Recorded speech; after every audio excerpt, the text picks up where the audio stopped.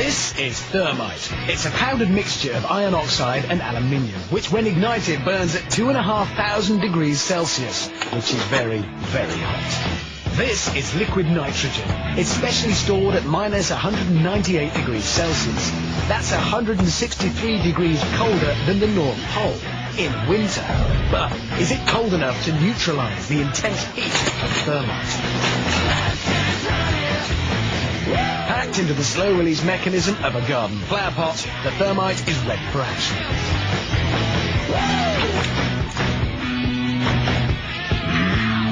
Just like the touch paper, stand well back.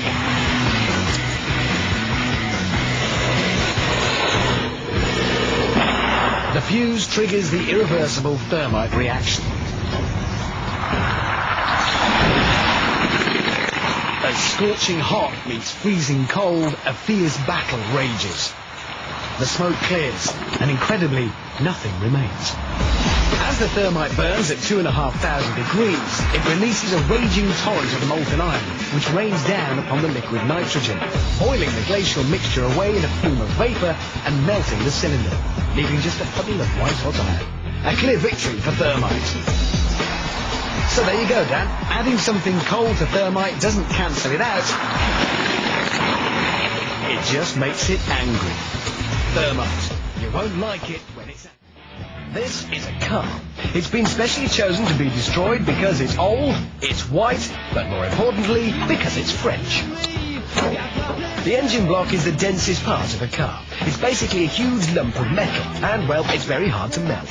Lucky then, the Brainiacs have plenty of thermite, specially packed into the slow-release mechanism of a garden flower pot. A big pile on the bonnet directly over the engine block should do the trick. Time to light the fuse and give this homage to French engineering the send-off it so richly deserves.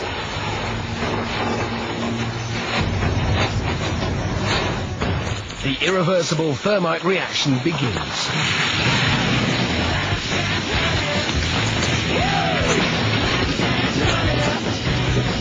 Within seconds, the fiery concoction eats through the bonnet, spraying molten thermite into the engine beneath. The devastation continues inside until finally a torrent of white-hot liquid metal pours out of the bottom, signaling the inevitable victory for thermite. A quick check confirms a clear path of destruction through the engine.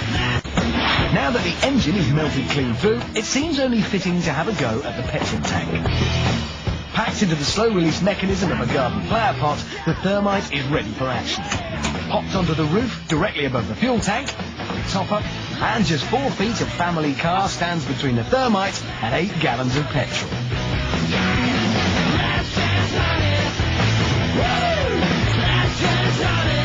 Light the touch paper and stand well back.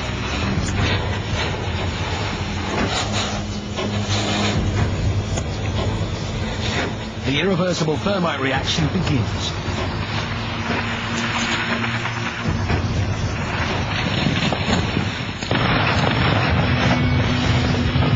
Thermite produces a stream of molten iron which melts through the car in seconds. Its 2,500 degree heat igniting the expanding petrol in a devastating fireball, leaving behind a car that won't be going very far anytime soon. So there you go.